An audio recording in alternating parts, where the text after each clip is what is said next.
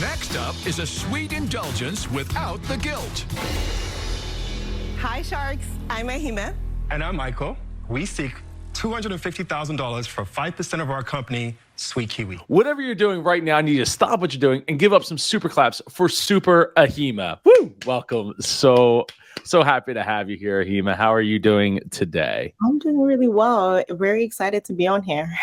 I'm very excited to have you. Thank you so much for reaching out. I'm glad I was able to make it work. Anybody watching in the super community knows that this is not my normal background, so I'm here at the shop and made the time because I was like, I gotta get this interview in, and I'm already booked up for a month and a half, and it's like let's try and get this in. So thank you for making it work with your schedule as well. Let's start, as we always do, diving right into what was your relationship with Shark Tank prior to even like thinking you were going to potentially get to go on Shark Tank?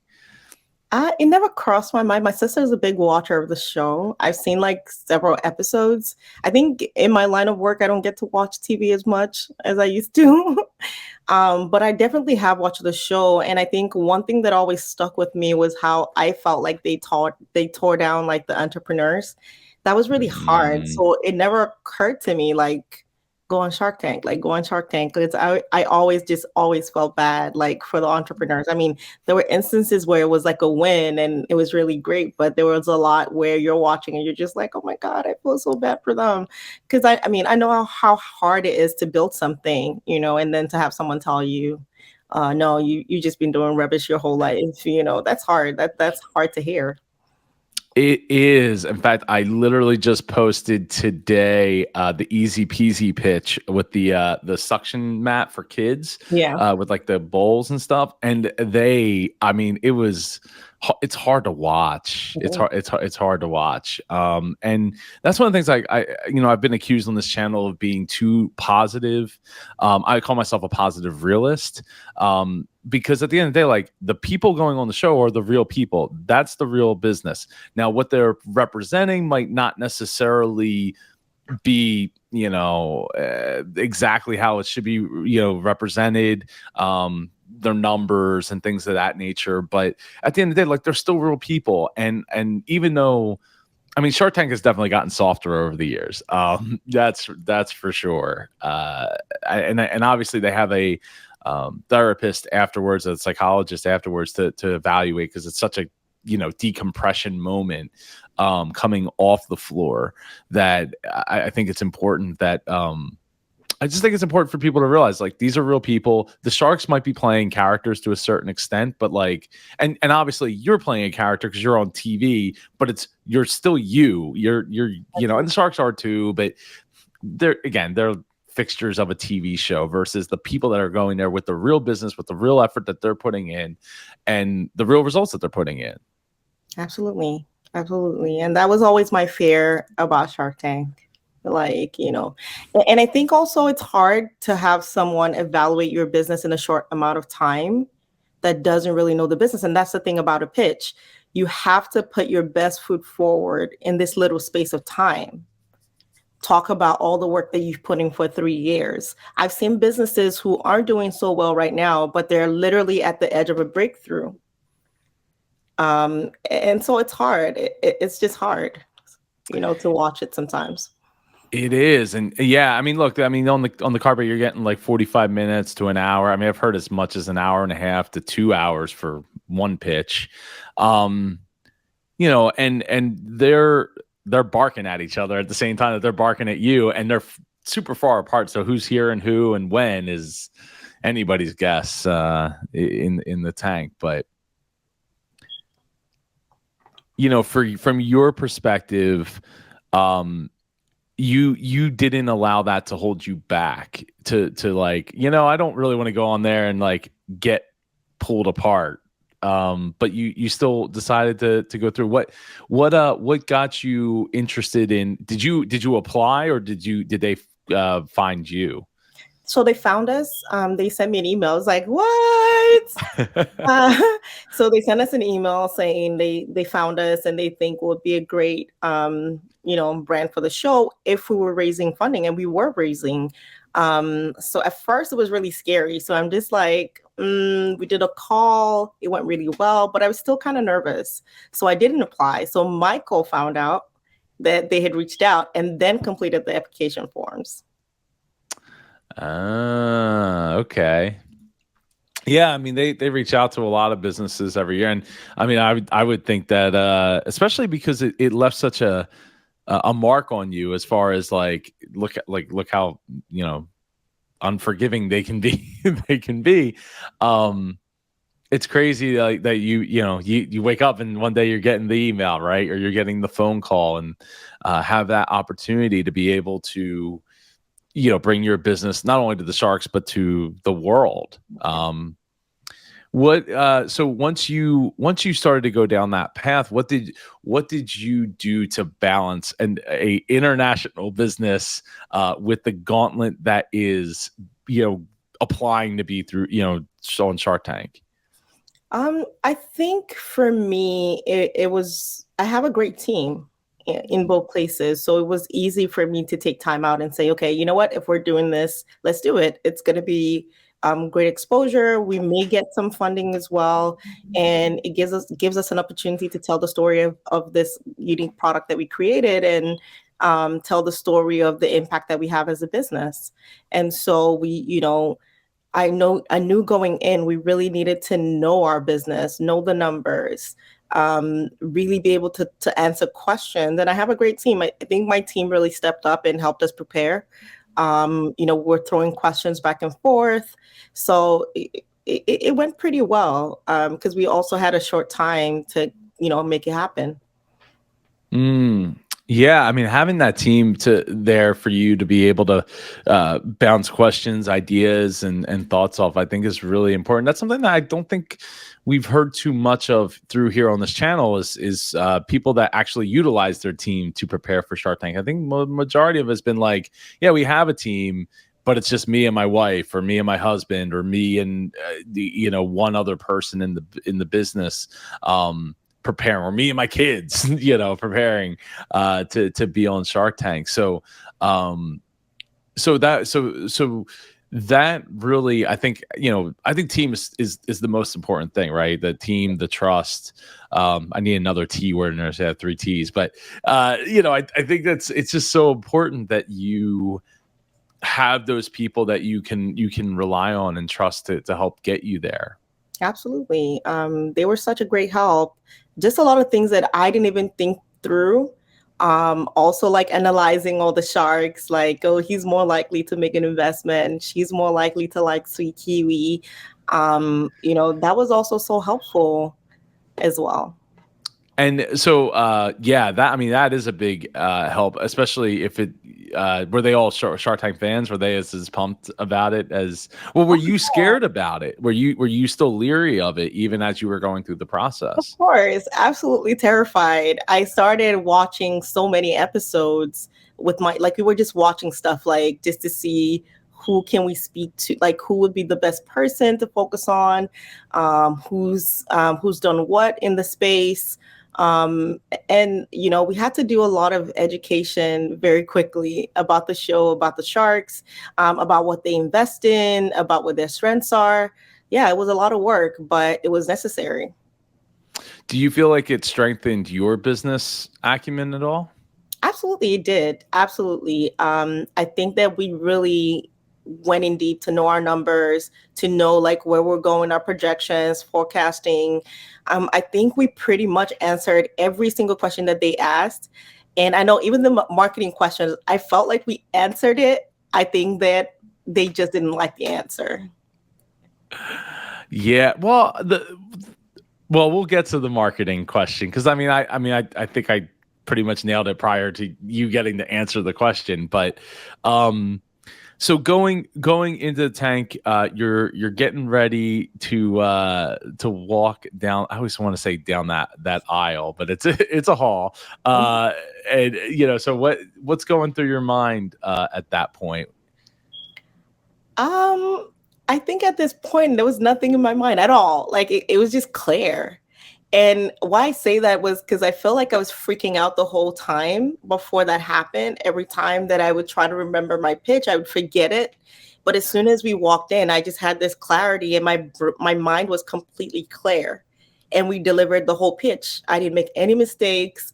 You know, it was really great. Like I just had like a moment of just clarity and sereneness. Like there was just this peace. Like now it's time. Like you have to deliver. This is it, make or break. Like that is so interesting. I mean, we've heard on this channel so many times where the entrepreneur feels like they blacked out. Like the door's open and they don't remember, or they remember up until they gave the pitch, and after that they don't. It's like they just have bits and pieces of what they recall, and then they're watching it and they kind of help fill in some of the blanks. But to have that clarity, I think is, I think that speaks to the preparation that you've done to get to that point. absolutely. I actually didn't think I was gonna have that, because you should have seen how I was freaking out inside. But as soon as those doors opened and I saw them, it was just like everything just kind of evaporated. The fear, everything just kind of, Just kind of melted away there, I guess. And it was just a focus on the business and, showing up as my best self that was left. Did you, going into it, did you have one or multiple sharks pegged that that you wanted to do a deal with? So to be honest, I would say that going in, Mark was a choice because he invests in healthy food. Not only that, he's from Dallas. I started the business in Dallas. I used to live in Dallas. I started this business the year that the Mavs won the championships. That was like a big motivator for me to start the business, because I always never thought that I was going to be an entrepreneur. And that was what I was saying to Mark before I got caught off by Mr. Wonderful. The reason I believed that I could do it was because here were the Mavs, a team that everyone counted out and thought would never win a championship. And they went all the way against Miami.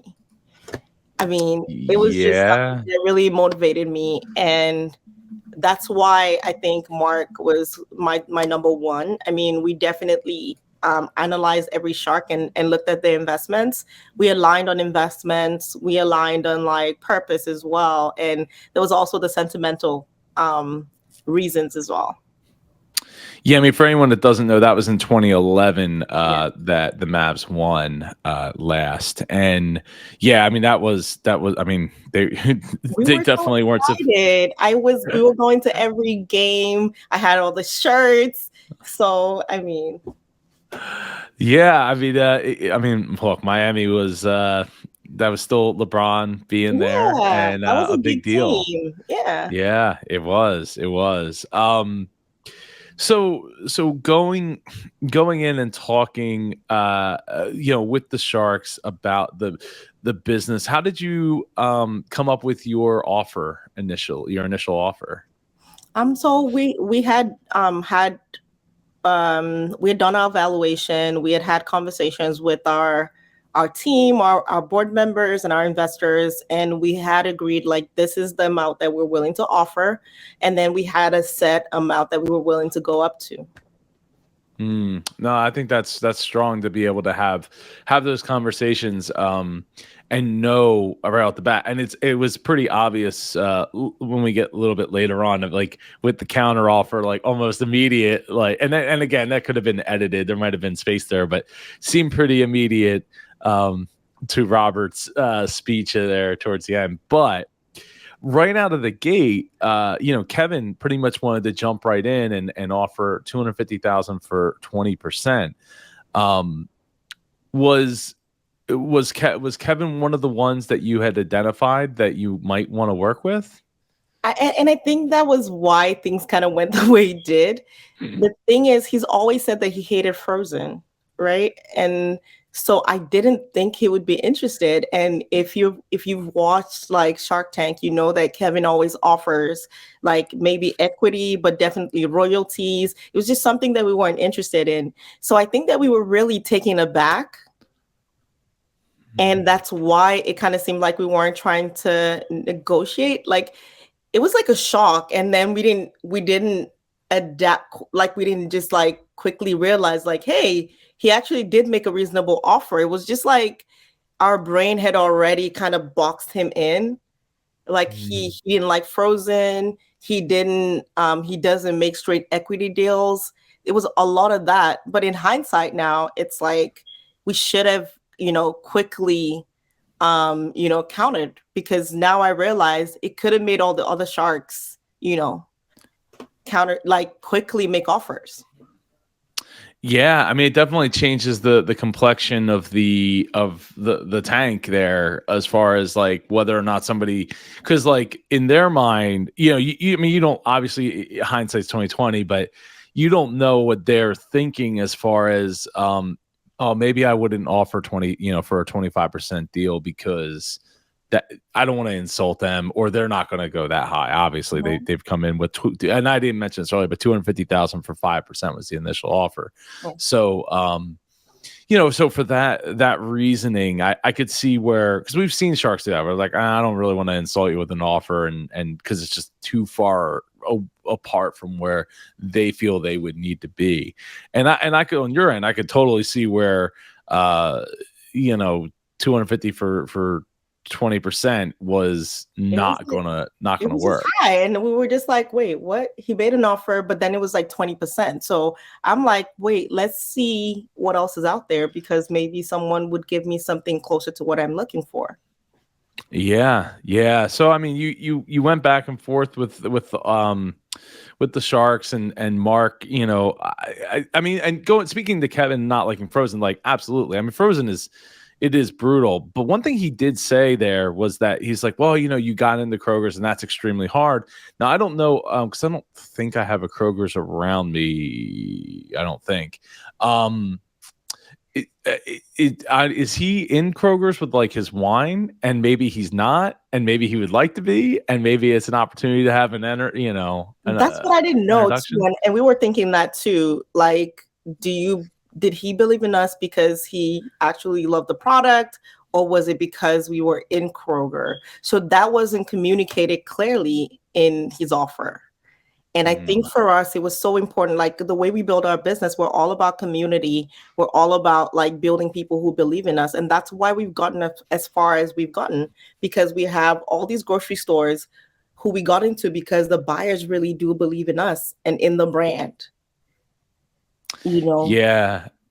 I mean, look, community is everything. I mean, we have the super community here, and it's community is paramount. I feel for bringing people in and making them feel like they're a part of something bigger than themselves. I mean, we say like you pick a neighborhood to live in, you literally live in a community, right?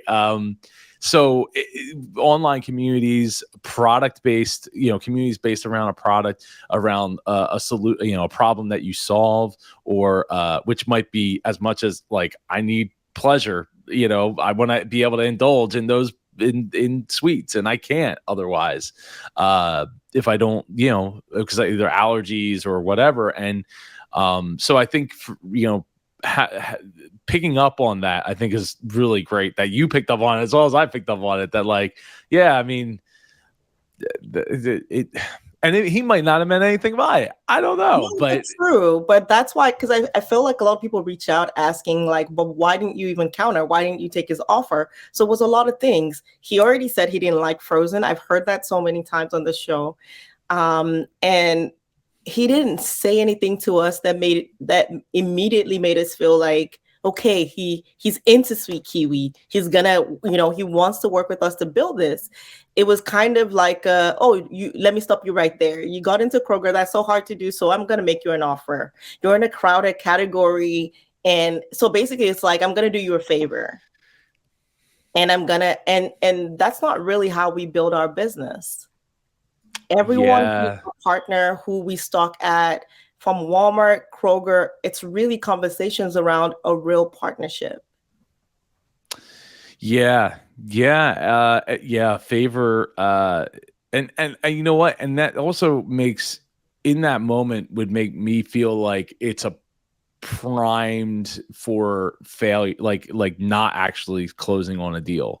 Because he might like wake up from his, Sweetkiwi tastes awesome, and I'm in to like yeah, I don't know if I really want to part with $250,000. Like, and I mean, I think he's among the highest percentage to not close on the deals. Yeah. So not that necessarily just as a percentage base, but just, yeah, he's made it very well known that it's a subsection of a subsection, because you got the whole grocery store, and then you have the frozen section, and then you have a section of that section that treats are going to go into. And yeah, it's tough. It's really tough. And so as far as your product, I think one of the things that came to my mind was, is it like, well, I think I mentioned that, like, your competitors aren't other Greek yogurt, because that wouldn't even be in the frozen section. Exactly. That I know of. I don't go to the grocery store that often. We generally have it packed, like, we pick it up and it's already ready to go. But you're real, like, to me, the real competitors, like the Talentes and the higher end, the Ben and Jerry's, the Haagen-Dazs, like the more expensive pint-based ice creams. Not necessarily. I would say more like the healthy ice creams, like the Halo Tops, the Yasos, brands like that. The Nix ice creams, the ones that are like better for you ice creams. Those are our direct head-on competitors. Haagen-Dazs is also a competitor, but not directly, because I wouldn't substitute, like, I wouldn't be going to the store to buy a Haagen-Dazs and then end up with like a Sweetkiwi, except I was actually in a lifestyle change, because you can't even compare like the macros of a Haagen-Dazs to like a Sweetkiwi. A Haagen-Dazs is probably up to like 600 calories per pint, or 800. Yeah, well, I know Ben and Jerry's can be more than that. Yeah, exactly. So we're not really in the same space. So customers that would typically buy us are customers that would buy Halo Top or the healthy alternative. And customers that are Greek yogurt customers, those are our customers. Those are the people that love our product. Well, so yeah, I mean, my thought was, though, that you're not next to the other Greek yogurt. So it's like, and that's a great point, that you're not necessarily direct. You're not head to head with them, because you're more of a sensible dietary treat versus a treat. I don't know how to really put it, but so I know I think that makes a lot of sense. I just, from my perspective, is like, you're not there. So it's not like I'm going to the Greek yogurt and like, oh, what's this over here? Like, this is sweet. Oh, let's check this out. I got to go. I mean, I'm just thinking of my own grocery store. I had to like go 3 aisles over, I think, from where the yogurt is. So it's just something you almost need like a sign that says like, yo, there's a great frozen Greek yogurt over that. Good 3 aisles over.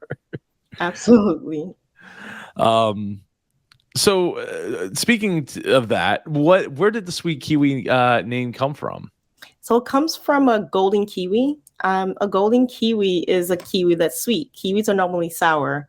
And the reason we called it that is because our product is like the perfect balance between sweet and sour. So we have like that tart yogurt taste, but with a little sweetness. So it's a perfect, golden kiwi.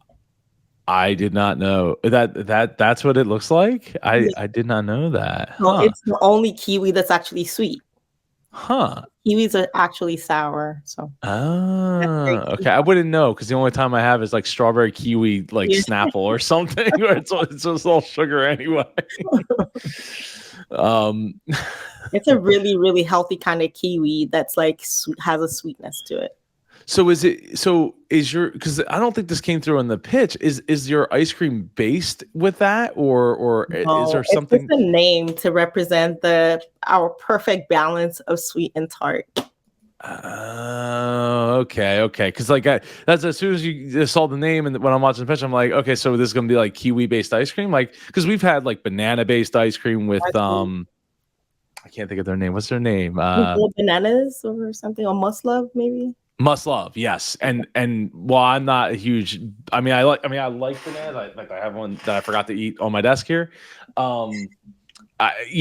Banana flavored things I'm not a big fan of, and I thought that was actually really good. Like, from a guy that doesn't like banana flavored ice cream, or unless it's in like a smoothie or a banana,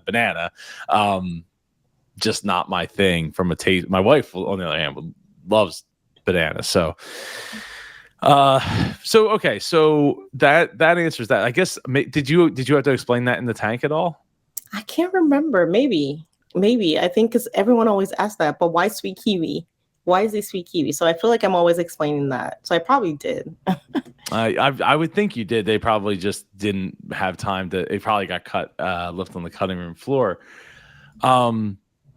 So Robert, Mark goes out before Robert comes in to make his big grand speech, and Mark decides that it's not for him.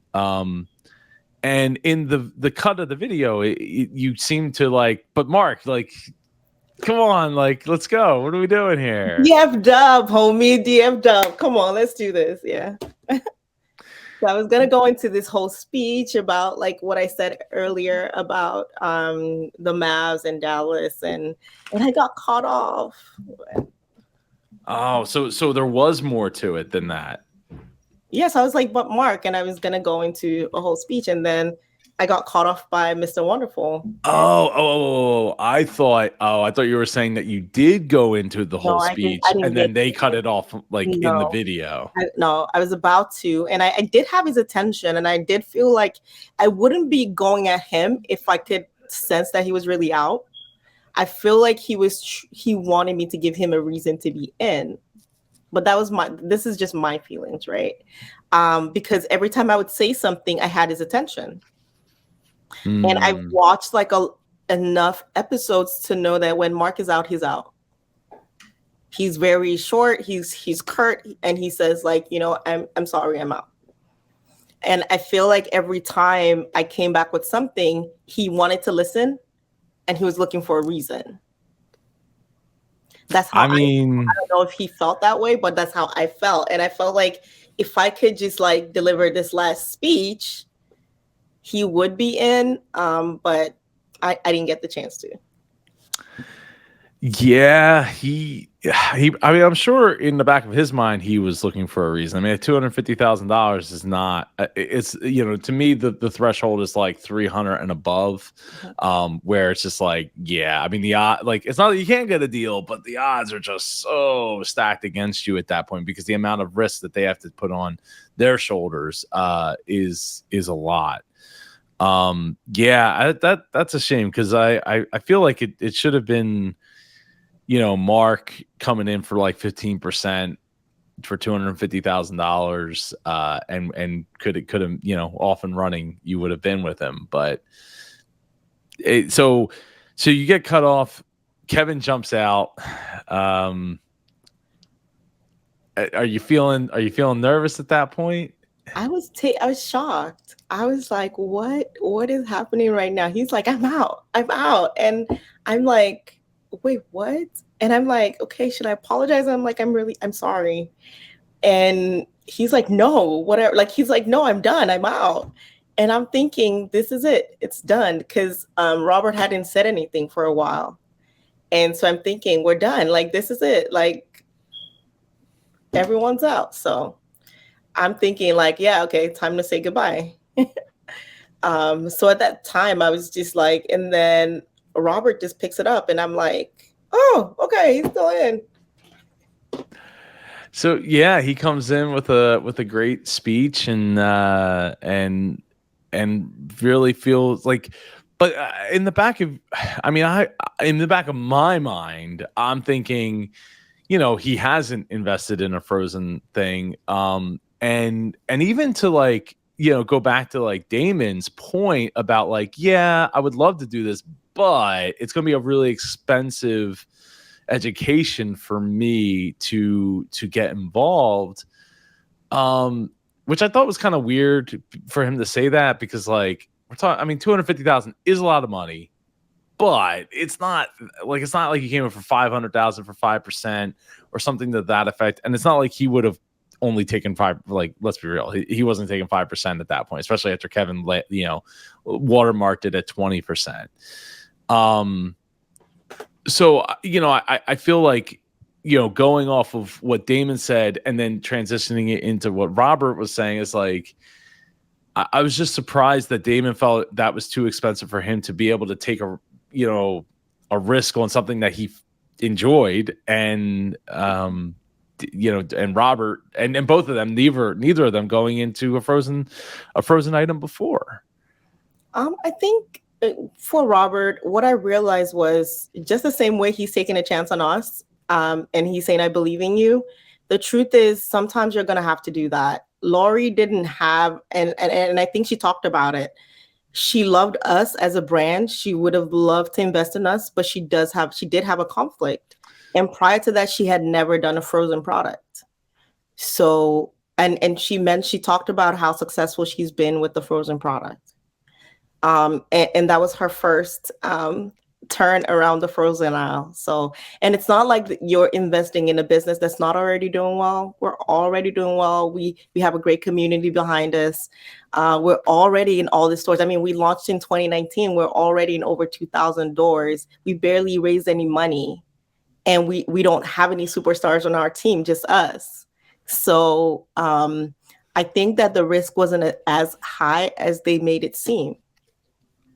No, it definitely isn't, because like you said, a lot of that work to be done. And if I had my bell here, I used to have a bell here in the office. I ended up bringing it home so I could have it in my gaming setup with the kids. I need to get another bell in here, but ding, ding, ding. That is absolutely and true. You guys are absolutely crushing it, and to a point where like you probably don't even necessarily need a shark to come in and do a whole lot, if much, which I think is just absolutely a place of power to be. With that said, when Robert throws out the deal for $250,000 for 20%, I'm sorry, what is that? Your husband? His name's Michael. Michael, that's right. Yeah. I didn't write his name. I wrote down your name. When Michael threw out the counter offer so quickly, it almost seemed to me like, wow, like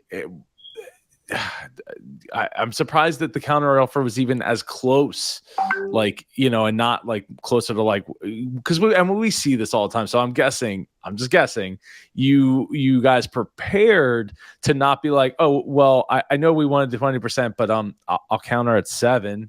Can we get to 7? Absolutely. I mean, we already talked about what we were willing to give up to have a shark on our team, because they do add a lot of value, right? And as they had said, it's a crowded space. What's going to make us really stand out? What's going to make us different? Robert has access to a lot of doors that we don't, to a lot of people that we don't have access to, that could really help grow this business into a $300 million business, $500 million, even $1 billion. So we wanted to take that chance, but we didn't want to go below what we already discussed with our team. So that's why we had to counter. And I know that Robert was really shocked, because he's like, after that speech, we're like, well, because we were accountable to our team. Yeah, and it was I think it was a thoughtful counter, right? It wasn't said like, oh, we'll go up 2% and you're gonna meet us there, right? Like that's where we're gonna meet at. But having that ability, again, having those conversations with your team and knowing and not just guessing, because like there was one pitch, I don't remember when it was, but I've reviewed it here on the channel, and where they were like, yes, we could totally do that. And they were like, yeah, but you don't own like even 51% of the company. So like, can you really do it? Like, we're not really talking to the owner at that point. And in your case, at least in the pitch that we got to see, it didn't even come up with how much percentage you guys even own. So I'm guessing that you still owned a significant portion of it. It didn't. Yeah. Well, sometimes people sell their soul and their business in the bathtub with the water in it, just to get to where they're at and own 20% of the business, which, hey, could be awesome if it's a multi-million dollar business, but not at this stage. I think we've been very smart with how we've been growing the company, not focusing too much on raising money. We bootstrapped a lot of the way, and we continue to leverage relationships, leverage lines of credit over raising money. Shark Tank was attractive because obviously it wasn't just about the money, but getting to work with someone who can open a lot of doors as well goes a long way. And sometimes when you see people give up that value, you realize that it's beyond just the amount of the money. It's also the extras that they bring to the table. But Yeah. we were very clear about our value, and that's why we just weren't too bothered about, like, okay, if we lose something or if we don't get a deal. We definitely wanted someone who saw us and who believed in us just the way Robert spoke about us. I mean, as soon as he started speaking, there was like a calm in my spirit. Like I felt like a peace because I was like, yeah, that's the one. He's the one. And I remember I always say, like I said to Michael, like, you know how when you're young and you're dating, there's the guy that you like and there's the guy who likes you. That was the moment. That was the moment. It was like you love the one that loves you. Yeah, well, right. I mean, as it doesn't. Somebody told me when I was very young, like, it's never going to work out that way. It's always going to be the opposite of what you want it to be. But it'll work out. Everything happens for a reason, and then it turns out the way it's supposed to. Absolutely. So you get your deal with Robert. You head back to Texas. What's some of the things that you did to prepare for still potentially getting to air on Shark Tank? Setting up our D2C. We didn't have a D2C because Frozen is really crazy. As you know, selling online as a Frozen company, it definitely increases the price of the product because shipping is so expensive and we have to work with fulfillment companies. So setting it up, making sure that we could take advantage of the exposure if we did air, and making sure that we were ready. And I think that we did a great job doing that. The timing of the show coming on was just perfect. We were at Expo West in Anaheim, so it was just really perfect. Everything just kind of worked together, and we were meeting a lot of retailers, a lot of buyers, and it was just great to say, like, hey, watch us on Friday on Shark Tank. Watch us on Friday on Shark Tank. Really made us like the stars of the show. So it was really exciting. I mean, it couldn't have been timed better. So it was really perfect for us. And I love the fact that you guys got it going to be able to do direct to consumer, because we've seen it a couple times here on the show, especially like I think in the last 2 seasons where they didn't.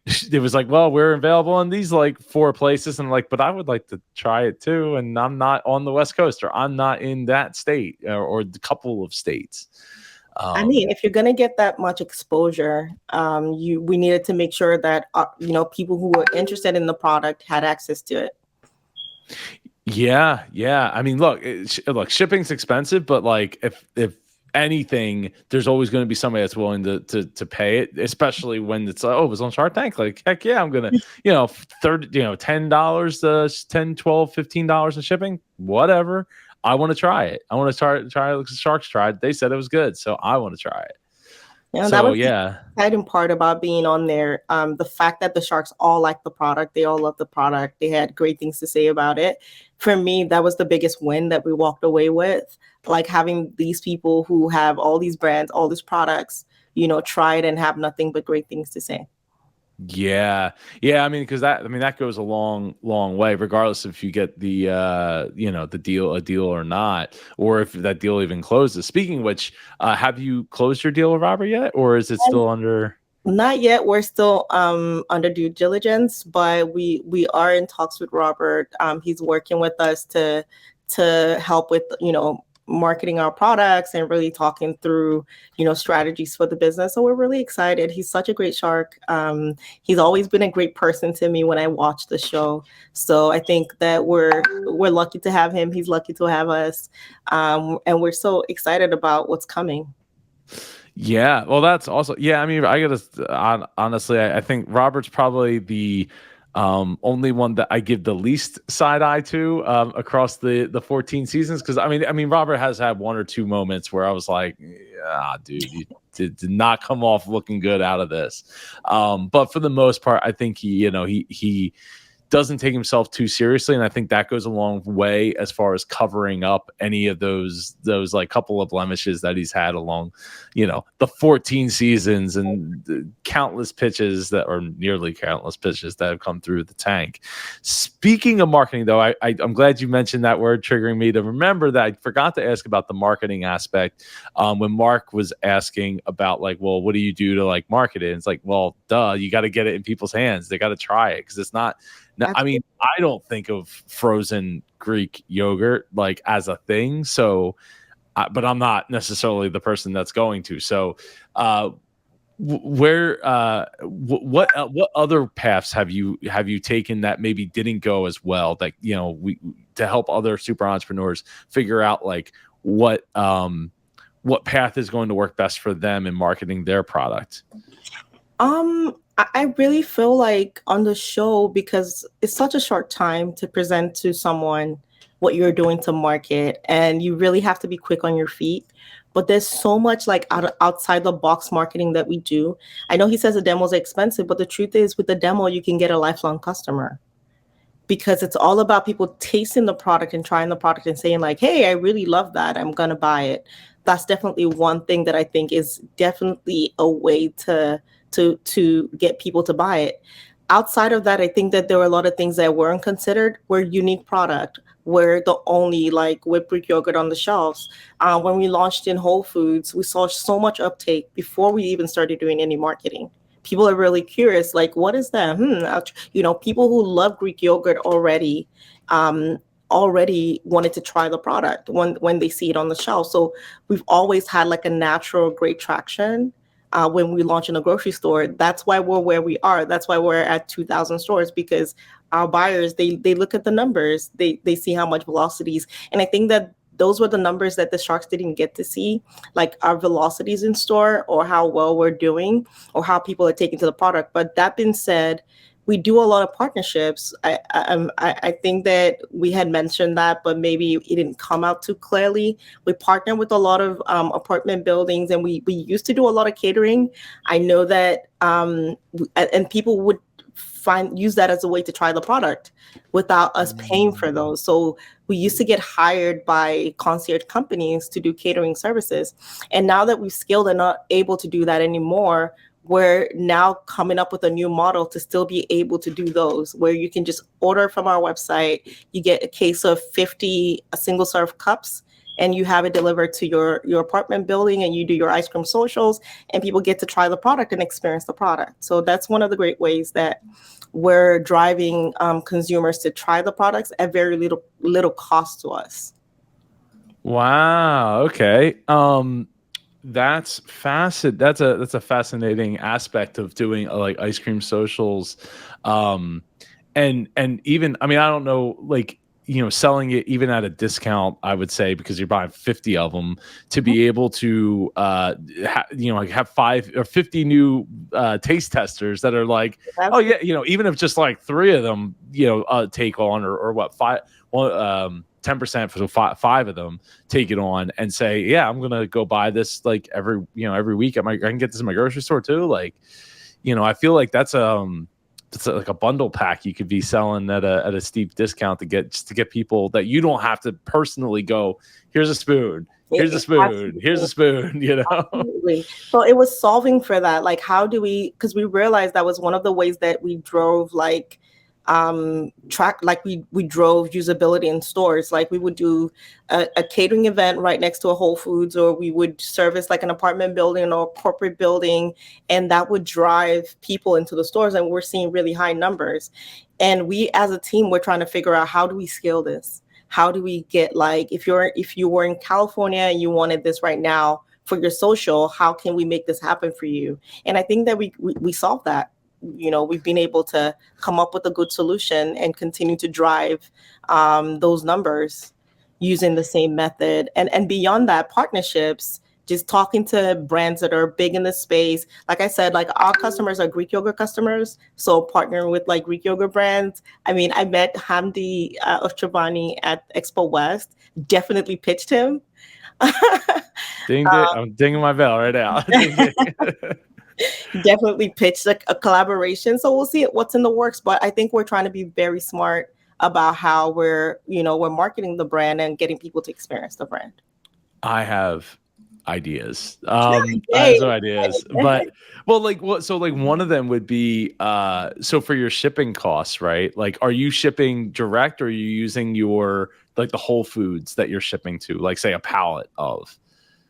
So depends. I don't understand the question. So if we're shipping to Whole Foods, is that what you mean? Yeah, so like if so what I'm saying is like it's cheaper to ship a pallet of your stuff, right? Absolutely. Than ship a LTL, less than truckload, or well, Absolutely. pallet load.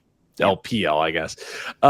So if you have a sales person there in that area, you ship like like instead of like a couple cases of it, you ship a pallet of it, and then you have that person say, I was even thinking like not just to do like your own ice cream socials, but like anybody who get teamed up with those people that do like the Pampered Chef thing or the Absolutely. other kinds of adult party things or whatever, and be like, look, we got this thing, we're going to supply the dessert for $50 or something, you know what I mean, something just so you can at least cover some of the cost of doing it, and you have it targeted in that area, so you're shipping a whole pallet to a Whole Foods, and then you make the partnership so that they know like, hey, we're taking like our 3 cases or whatever, 4 cases of it, the rest of these cases are going to go to Bill, Jill, whoever is going to come in and pick these up from us, and then all of a sudden you don't have to like ship to UPS with all the dry ice and everything.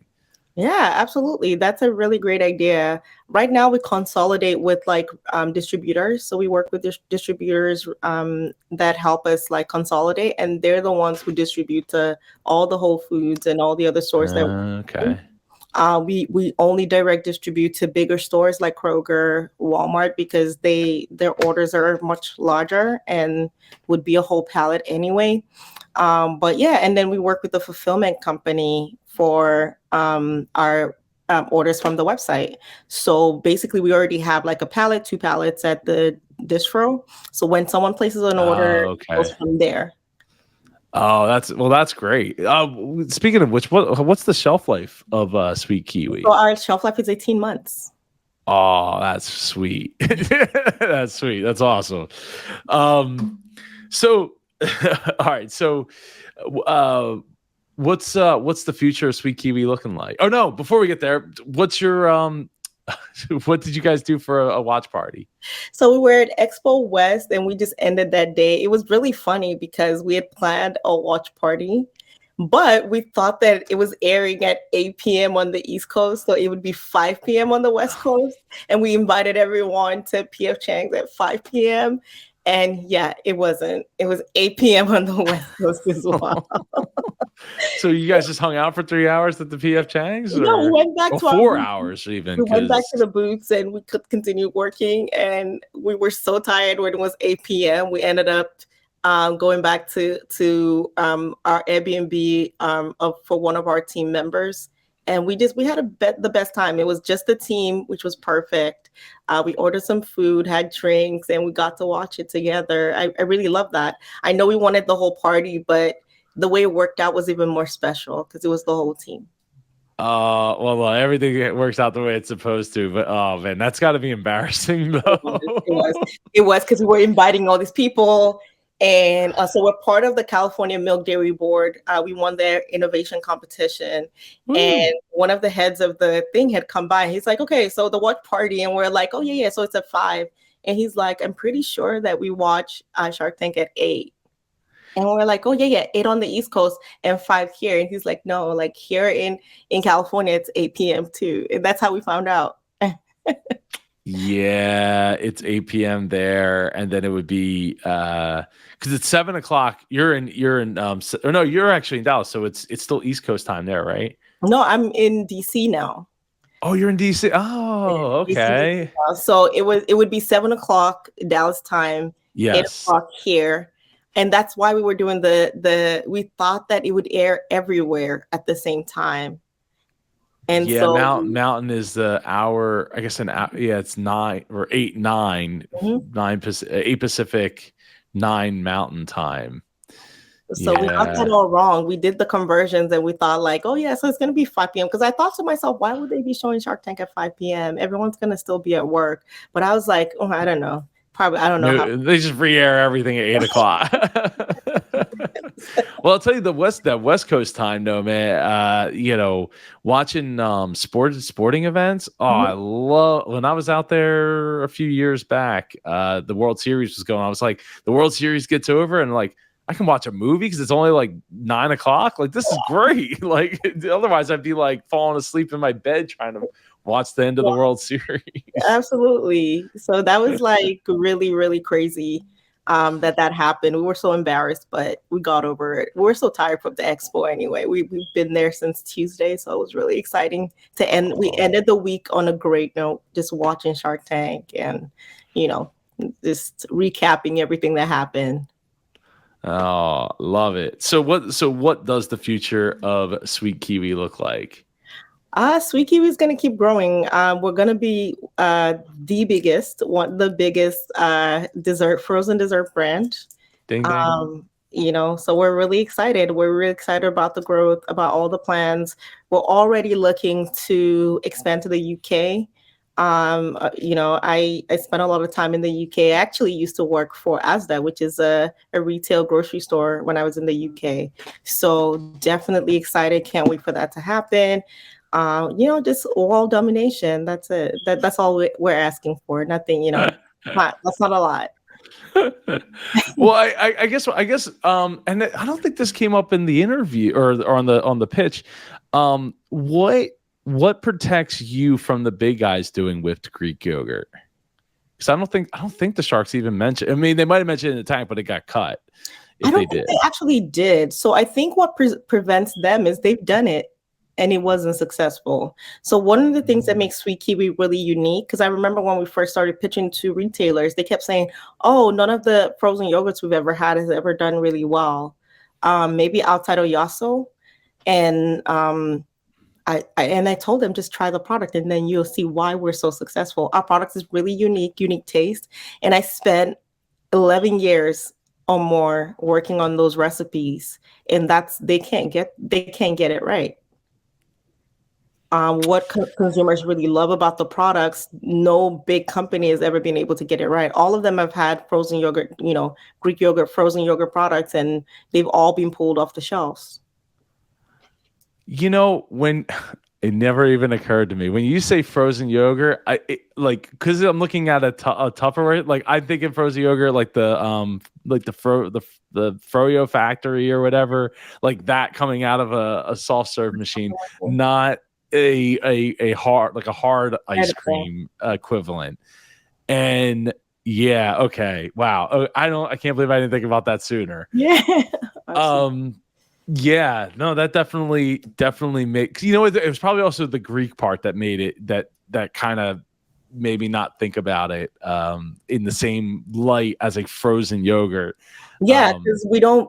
So typically it's like a frozen yogurt, but ours is whipped. So it's the process of whipping is also kind of like a freezing process, just a different process from the way a normal frozen yogurt would be processed. So ours is like whipped to be like light and airy and just, healthier. Love it. How did you come across my video, by the way? Especially so fast. I woke up in the morning and I had all my friends from Nigeria. Everyone was scrambling, trying to find a way to watch. And so my sister had sent it to me from Dallas. I had my friends sending it to me. I had like uncles, aunties saying, "Congratulations, we just watched this video." And I'm like, "Wait, what's this video?" And so I go watch it, and yeah, it was pretty interesting. I loved all the little commentaries, and you're like, "Wow, oh, Kevin just pulled his offer. Let's see what happens." I mean, it was great. Like the response that we've gotten has been overwhelming, especially for a business like ours that started in Nigeria. I mean, it's just beautiful to see that we're inspiring so many people. For me, it's so exciting. Like it feels like Nigeria won the World Cup or something. It's such a huge win. I know that in America, it's something that happens every day. There's so many Shark Tank episodes, but then how many times does a company that started in Nigeria get to be on Shark Tank? So it's a really, really exciting time for all of us. No, I love it, and the response has been so awesome to see. I mean, this is last week we had somebody from Kenya. Last week or the week before was Kenya. Yes, Was in the house. Kahawa 1873 or something. I love it. I love 18, her. Yeah, 1893 or 18, yeah, something like that. I love her. Yeah, no, she was. I mean, I don't drink coffee, but I'm pretty sure we're working on getting a date to have her on the show here in the near future. But that's awesome. What's funny is I all of the videos were posted before it even aired where you were on the East Coast, on the West Coast. Yeah. So it's something that I try to make sure and do because all the search traffic. I mean, it's all about the search traffic. But yeah, so I'm so glad that so many people reached out, was congratulating you before you even got to watch it yourself. That's awesome. No, it was really great. Like, I was like, what's this video? I literally just was seeing all these messages. I'm like, it's on YouTube. Because I'm like, where can I watch? And someone sends a video like, oh, it's on here. And I'm like, okay, what's this platform? So it was really exciting to see. And I love how you break down what's going on in the tank. And I think that your analysis are always pretty, I want to use the right word, pretty apt. I mean, it's hard to imagine what's going on in the mind of a person in that situation, because you see a lot of comments sometimes and people say like, oh, they should have done this, they should have done that. And I'm like, if you think it's so easy, you go do it. It's a lot of pressure. It's a lot. Like, I give people credit who have done it, who are planning to do it. I mean, it's a lot. Like, you have to be mentally tough to do something like that. So I think that your analysis and the way you approach it's really great. Oh, thank you. Yeah, I like I said that before. You guys are real people, real businesses, and I think that people need to realize that that's not fake, right? Like this isn't Jerry Springer with they're real people, but the situations are not very real at all. Like they're very exaggerated or totally fabricated. So I think that people need to really understand that this is tough, and it's not you're not in there for 8 minutes. You're in there for 45 minutes, an hour, sometimes longer. And it's a mentally gymnastic type of thing, especially since the illness, I don't want to say the C word, because the sharks are now further apart from each other and they're further from you, and you have to still hear them and they still have to hear you. Absolutely.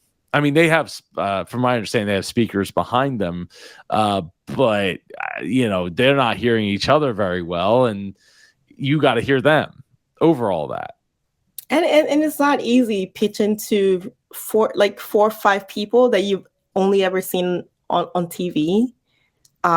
Most people, like, if you can imagine what it feels like to meet like your favorite celebrity or someone that's a celebrity, sometimes it's like the other day I met Lori Harvey and I just froze. I was just like, oh my God, was that Lori? Like, I couldn't even I was like, wait, was that her? And I was like, but wait, why did I freeze? Later on, I was like, she's a person. Like, why did I stop in my tracks? It's a lot. And then you're just not meeting one person. You're meeting 4 or 5 of, these amazing people that you've only ever watched on TV. It's definitely, and they're talking to you. They're like asking you questions. It's a lot. Like, sometimes you show up at your best, sometimes you freeze, and it happens to the best of us. I didn't freeze on Shark Tank, but I froze when I saw Laurie at an award thing that I went to. So, I mean, it's really tough. It's real people, real things that are happening. And sometimes, you're able to pull through like we did. Other times it just doesn't work out sometimes. But I feel like it's just easy for people who don't understand how hard it is to go ahead and say like, oh, you should have done this, or you should have done that, or it's easier said than done. 1,000%. 1,000%. Plus they have the ability of hindsight and collective editing that's happening to watch it, through a filter that, like, because I always say, like, if as the editors, in my opinion, at least as a person who's edited 1,000+ videos myself, you start with the ending and you work backwards so that especially when you're like, I got 8 minutes, like this is an hour long and we got 8 minutes to figure it out, like, all right, how does it end, and now let's cut out everything that doesn't serve the ending, or most of the things that don't serve the ending. So they have that ability to, like, cut through all that stuff and all of the pauses and the shouting over each other, which we saw in the live episode. So I think people should absolutely give some more credit and thoughtfulness to the people being, people. Absolutely. I had a newfound respect. Like, I mean, I definitely respect the people who had gone on before, but going through my stuff, like, I just take my hat off to anyone who's ever done this. Because I would definitely say it was one of the hardest things I've ever done. And to this point, it's really worked out for you. You got yourself a deal on the show, and hopefully you'll close with Robert, and you'll have a shark to work with, and to help promote product and come up with solutions to complex issues like shipping internationally. I mean, you're a good chunk of the way there already, considering you have all of these different distributors that you're working with. So that's that's part of it. But I don't know, when you start talking about overseas, well, you have an 18-month shelf life, so I don't know that you have to produce it overseas necessarily versus shipping it. But I don't know what the costs are until you know those numbers. Anything's possible. Absolutely. So Ahima, I almost fumbled it. Ahima, where can everybody go to get themselves some sweet kiwi? You can find it on our website at www.sweetkiwi.com, or you can go to Whole Foods, Walmart, Giant in the Northeast region if you're in that region. But nationally, we're in Kroger, Ralph's, and any of the Kroger brands as well. That is awesome. Yeah, I think one of your team members reached out about me heading up to Cherry Hill, New Jersey, to get to the. Send you some product. We would love to send you some product to try it. That would be awesome. I know the kids would love to try it. It's been a while since we've done some review videos. It's time. Time is the hardest, especially now that softball and t-ball are here. Time is so difficult to get. That's why I'm doing this interview here in my office instead of at home in my studio. So, but we'd love to send you some. Definitely reach out and try to get an address where we can ship you some. So you can.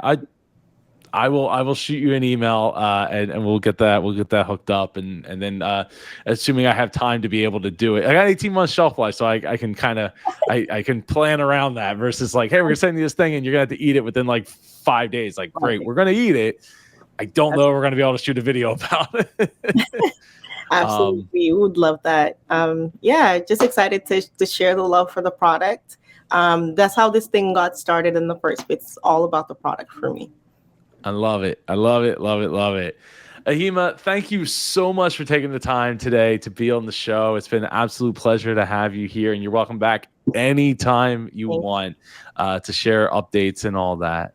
Thank you so much, Joe. I really appreciate it. Thank you for the review on the videos. Thank you for creating a space where all our fans and all our friends and family in Nigeria could watch.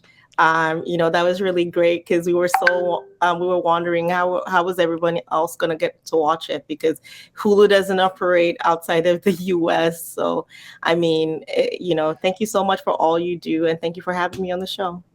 Oh, you're so welcome. I'm glad to have you as part of the super community, and I'm glad to have you watching all the way to the end. I greatly appreciate you making it to the end. If you haven't watched Ahima and Michael's, Ahima and Michael's pitch, click on up here. If not, I'll see you in the video down below. Take care and go be super.